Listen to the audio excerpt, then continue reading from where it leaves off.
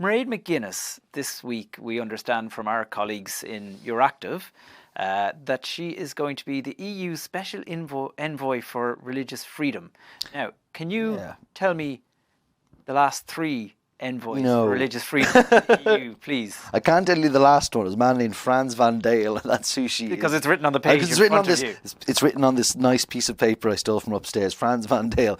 The full title, actually, Kevin, is Special Envoy for the Promotion of Freedom of Religion or Belief Outside the European Union.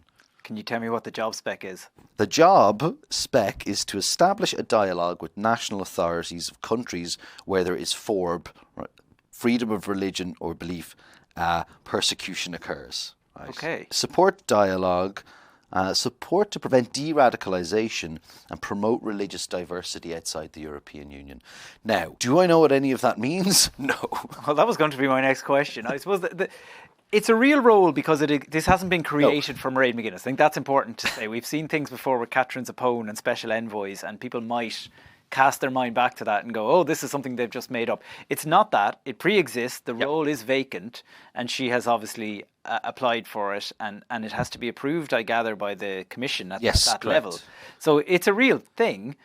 But yeah, what is it? It's a special envoy. No, and it's been in place since 2016, this role. It's about 10 years old. Just looking at a bit of background on this. 2020, there was a bit of a row over this because there wasn't one in place for a year or two. And a number of MEPs wrote to Ursula von der Leyen at the time saying this is a really important role.